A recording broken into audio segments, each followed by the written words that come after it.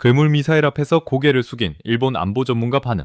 도쿄 시내 한 오래된 건물 12층. 일본 방위산업 싱크탱크 사무실 창가에 앉은 한 남자가 있었습니다. 사토 켄지, 62세. 40년간 한반도 안보를 분석해온 그의 책상에는 수십 년치 보고서가 정리되어 있었습니다. 냉전 시절부터 지금까지 그가 써온 한국 평가는 늘 비슷했습니다. 미국의 보호를 받는 나라, 결정적 무기는 없는 나라. 이야기 시작하기 전에 구독과 좋아요 부탁드립니다. 여러분의 관심이 더 좋은 콘텐츠를 만드는 힘이 됩니다. 안녕하세요. 저는 사토 켄지입니다. 일본 방위산업 싱크탱크에서 40년 가까이 한반도 안보를 분석해왔습니다. 사람들은 제게 전문가라고 하지만 저는 그저 숫자와 데이터를 믿는 현실주의자일 뿐입니다. 감정이 아닌 팩트만으로 판단하는 것이 제 일이었습니다. 1980년대 초반부터 한국은 제 분석 대상이었습니다. 당시 한국은 경제적으로도 군사적으로도 일본과 비교할 수 없는 수준이었죠. 저는 매년 보고서에 적었습니다. 한국의 안보는 미국에 의존한다. 독자적 방위 능력은 제한적이다. 비난이 아니라 객관적 사실이었습니다. 세월이 흐르며 한국은 놀라운 경제 발전을 이뤘습니다.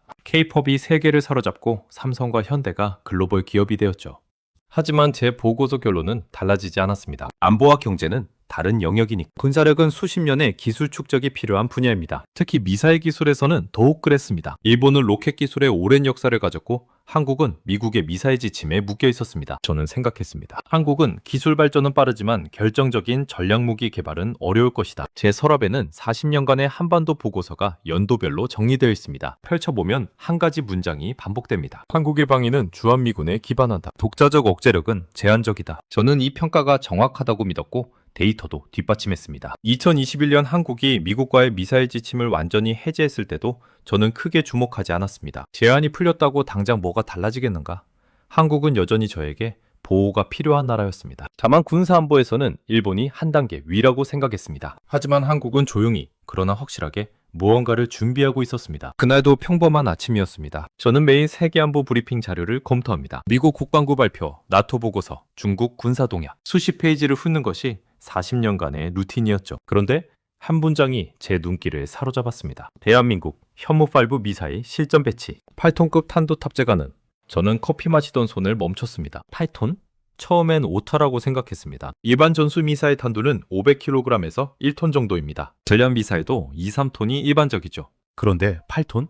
즉시 추가 자료를 찾았습니다. 국제군사 데이터베이스, 방산 전문 매체, 한국 국방부 발표까지 모두 뒤졌습니다. 확인했습니다. 오타가 아니었습니다. 더 놀라운 것은 다음이었습니다. 지하 100m 이상 관통, 핵 없이 핵 수준의 억제 효과, 적 지휘부 직접 타격. 저는 모니터를 멍하니 바라봤습니다. 이것은 제가 알던 미사일 개념을 벗어났습니다. 일반 미사일은 군사시설 파괴가 목적입니다. 하지만 현무5는 달랐습니다. 전쟁을 결정하는 사람들, 지하 깊은 지휘부를 직접 제거하는 것이 목적이었습니다. 무의식 중에 중얼거렸습니다. 이건 단순한 미사일이 아니다. 40년 경력으로 저는 이 무기의 의미를 즉시 이해했습니다. 전장을 바꾸는 무기가 아니라 전쟁 자체를 시작하지 못하게 만드는 무기였습니다. 며칠간 현무5에 대한 모든 자료를 수집했습니다. 읽으면 읽을수록 충격은 한국은 제가 모르는 사이에 게임의 룰을 바꿔놓았던 것입니다. 괴물 미사일이라는 별명이 눈에 들어왔습니다. 처음엔 과장이라 생각했죠. 하지만 재원을 분석할수록 그 별명이 정확하다는 것을 인정할 수밖에 없었습니다. 8톤 탄두가 음속의 10배 속도로 낙하하며 지하 100m를 관통한다. 실제 배치된 무기였습니다. 동료들에게 연락했습니다. 현무5에 대해 들어봤나?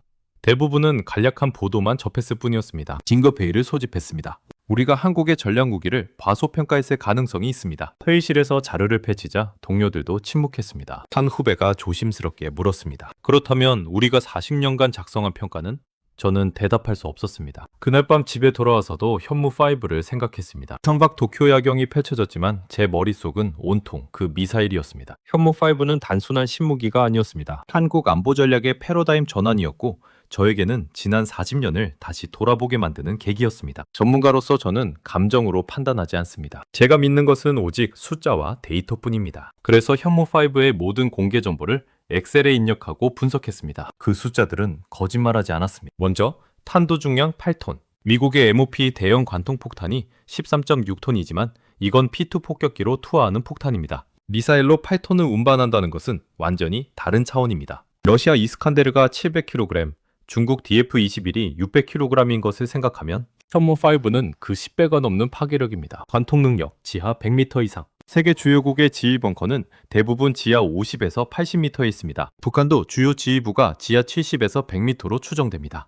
현무5는 이 모든 시설을 타격할 수 있었습니다. 사거리는 전문가 추정 3,000km 이상. 한국이 원한다면 동북아시아 전역을 타격 범위에 둘 수 있습니다. 정확도는 더욱 경악스러웠습니다. CEP 10m 이하, 1000km 밖 목표물을 10m 오차 내에서 타격한다는 뜻입니다. 저는 손이 떨렸습니다. 이 숫자들이 의미하는 것은 하나였습니다. 한국은 핵무기 없이도 핵무기와 동등한 억제력을 확보했다는 것. 어떤 면에서는 더 효과적인 억제력일 수도 있었습니다. 핵무기의 가장 큰 문제는 사용 문턱이 너무 높다는 것입니다. 사용하는 순간 국제사회의 비난은 피할 수 없습니다. 하지만 현무5는 재래식 무기이기에 정치적 제약이 훨씬 적습니다. 동시에 효과는 핵무기에 버금갑니다. 적 지휘부를 직접 제거할 수 있다면 전쟁 수행 주체 자체가 사라지니까요. 북한 입장에서 생각해봤습니다. 전쟁을 시작하면 개전 초기에 지하벙커의 최고 지도부가 현무5의 제거될 확률이 매우 높습니다. 지휘 계통이 마비되면 아무리 많은 병력도 조직적 전쟁 수행이 불가능합니다. 이것은 참수 작전을 통한 억제 전략입니다. 더 놀라운 것은 이것이 단독 무기가 아니라는 점입니다. 현무5에는 현무2, 3,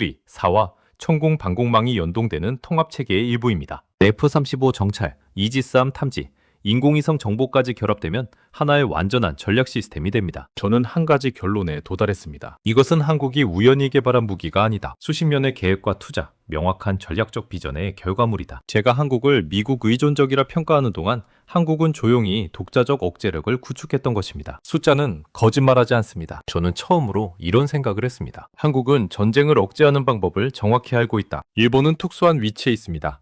세계 유일의 핵무기 피해국이면서 핵우산에 의존하는 나라. 핵무기를 가질 수도 완전히 벗어날 수도 없는 모순적 상황입니다. 저는 40년간 이 딜레마를 지켜봤고 해답을 찾지 못했습니다. 그런데 한국은 제3의 길을 선택했습니다. 핵무기 없이 핵무기를 넘어서는 억제력을 만드는 것. 현무5를 분석하며 이것이 단순한 무기 개발이 아니란 걸 깨달았습니다. 정치, 외교, 군사 전략이 모두 결합된 결과물이었습니다. 먼저 정치적 측면. 한국은 NPT 체제 내에 머물면서도 독자적 억제력을 확보했습니다. 핵무기 개발은 국제 제재를 피할 수 없지만 재래식 무기는 아무리 강력해도 국제법 위반이 아닙니다. 외교적 측면도 중요합니다. 한국은 미국 동맹을 유지하면서도 독자 노선을 구축했습니다. 매우 섬세한 균형입니다. 현무5는 그 중간 지점을 정확히 찾은 것처럼 보입니다. 군사적 측면에서 현무5의 전략은 명확합니다. 개량 응징 보복, KMPR 개념의 핵심 수단입니다. 적이 도발하면 그 도발을 결정한 지도부를 직접 타격합니다. 전통적 방어가 아니라 적의 머리를 자르는 것입니다. 저는 일본과 비교하지 않을 수 없었습니다. 일본도 기술적으로는 강력한 미사일을 개발할 수 있습니다. 로켓 기술, 정밀 유도, 재료공학 모두 세계 최고입니다. 하지만 우리에게는 결정적인 것이 없습니다. 이것을 만들어야 한다는 명확한 전략적 의지와 국민적 합의입니다. 일본에서는 방어적 무기와 공격적 무기의 경계 논쟁이 끝나지 않습니다. 헌법 구조 해석을 둘러싼 정치 대립이 명확한 국방 전략 수립을 막고 있습니다. 반면 한국은 북한이라는 명확한 위협 앞에서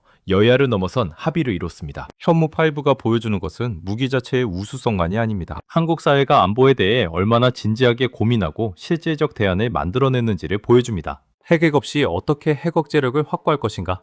이 질문에 대한 한국의 답이 현무5입니다. 저는 보고서에 이렇게 적었습니다. 현무5는 21세기 억제 전략의 새로운 모델이다. 재래식 무기의 한계를 기술과 전략으로 극복했다. 그리고 마지막 문장. 이것은 흉내낼 수 있는 무기가 아니다. 명확한 전략적 비전과 국가적 의지가 필요하다. 한국은 제가 일본에서 해결하지 못한 딜레마를 이미 풀어냈습니다. 핵 없이 핵을 넘어서는 것. 한국이 그 가능성을 증명했습니다. 대량 응징 보복, KMPR. 한국 국방부가 공식 발표한 이 개념을 처음 들었을 때 저는 솔직히 수사적 표현이라 생각했습니다. 많은 국가가 강력한 대응을 약속하지만 실제 실행 수단을 가진 경우는 드무니까요. 하지만 현무5를 분석한 후 깨달았습니다. 이것은 말이 아니라 실제로 구현된 구조였습니다. KMPR의 핵심은 명확합니다. 적이 핵미사일 공격 징후를 보이면 그 공격을 명령한 지도부와 지휘 체계를 선제적으로 제거한다. 전통적 방어는 적의 공격을 막는 것입니다. 하지만 KMPR은 공격 자체를 무력화시킵니다. 머리를 자르면 몸은 움직일 수 없습니다. 제가 등골이 서늘해진 것은 이 개념이 현실화될 수 있다는 점을 확인했을 때입니다. 현무5는 KMPR의 핵심 수단으로 설계되었습니다. 지역 지도부가 숨은 지하 벙커를 정확히 타격하고 100m 이상을 관통하여 파괴합니다. 이론이 아니라 실전 배치된 능력입니다. 생각해 보십시오. 전쟁을 결정하는 사람들은 전선에서 멀리 떨어진 안전한 곳에 있습니다. 지하 깊은 벙커에서 명령을 내립니다. 하지만 현무5는 이 구조를 뒤집습니다. 전쟁을 명령한 사람이 가장 먼저 타격 대상이 됩니다. 심리적으로 엄청난 억제 효과를 발휘합니다. 군사 전략가로서 저는 이 개념의 치밀함에 감탄하지 않을 수 없었습니다. 북한 최고 지도부는 평양이대 지하 70에서 100m의 주요 벙커를 구축했다고 알려져 있습니다. 현무5는 이 모든 시설을 타격할 수 있습니다. KMPR 전략은 3단계로 구성됩니다. 첫 단계, 킬체인. 적의 공격 징후를 조기 포착하고 발사 준비 중인 미사일을 선제 타격합니다. 두 번째 단계가 KMPR, 적 지도부와 핵심 지휘 시설을 제거합니다. 세 번째 단계, KAMD, 남은 미사일을 요격합니다. 이 구조에서 현무5는 두 번째 단계의 핵심입니다. 지휘부를 제거하면 나머지 공격은 조직적으로 이뤄지기 어렵습니다. 지휘 계통이 마비된 군대는 효과적으로 싸울 수 없습니다. 저는 북한 지도부 입장에서 시뮬레이션을 해봤습니다. 전쟁을 시작하면 개전 후 30분 이내에 자신이 있는 지하 벙커가 현무5에 타격될 확률은 80% 이상입니다. 첫 번째를 피해도 두 번째, 세 번째가 계속됩니다. 한국은 수백 발의 현무 시리즈를 보유했습니다. 이것이 억제력의 본질입니다. 상대방이 전쟁을 시작하면 자신도 살아남을 수 없다는 것을 확실히 인식시키는 것. 저는 40년간 수많은 군사 전략을 연구했습니다. 하지만 KMPR만큼 명확하고 실현 가능하며 효과적인 억제 전략을 본 적이 없습니다. 이것은 방어가 아니라 계산된 경고였습니다. 현무5에 대해 조사하던 중 제 눈길을 사로잡은 또 하나의 수치가 있었습니다. 한국의 2024년 국방 예산 증가율 8.2%.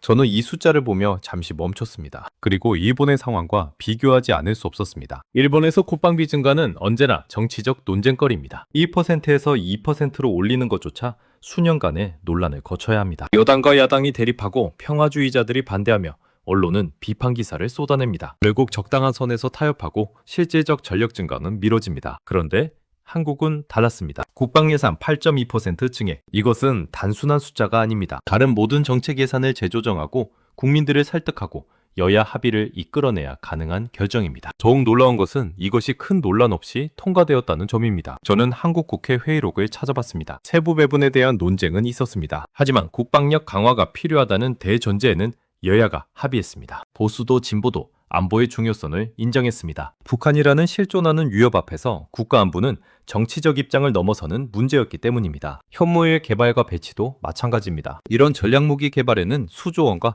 10년 이상의 시간이 필요합니다. 그 기간 동안 정권이 바뀌고 정치 상황이 변해도 프로젝트는 계속되어야 합니다. 한국은 그것을 해냈습니다. 보수든 진보든 현무 시리즈 개발은 중단 없이 이어졌습니다. 저는 웃을 수가 없었습니다. 일본에서는 상상하기 어려운 일이기 때문입니다. 일본의 방위 프로젝트는 정권이 바뀔 때마다 재검토됩니다. 야당은 반대를 위한 반대를 하고 언론은 군국주의 부활이라는 프레임을 씁니다. 한국 국민들의 안보의식도 인상적이었습니다. 현무5 배치 소식이 보도되었을 때 한국 여론은 압도적으로 지지했습니다. 우리를 지킬 수 있는 무기, 억제력 확보, 자주국방, 이런 댓글들이 넘쳐났습니다. 세금으로 만들어진 무기에 대해 국민들이 자랑스러워했습니다. 저는 조용히 인정할 수밖에 없었습니다. 이 나라에는 아직 국가라는 개념이 살아있다. 한국은 분단 상황이라는 특수한 환경 때문에 안보에 대한 국민적 합의를 유지할 수 있었습니다. 그 결과 한국은 명확한 안보 전략을 수립하고 실행하고 독자적 방위력을 확보할 수 있었습니다. 현무5는 기술의 결과물이 아니었습니다. 국가의 의지, 국민의 합의, 정치의 책임감이 모두 합쳐진 결과였습니다.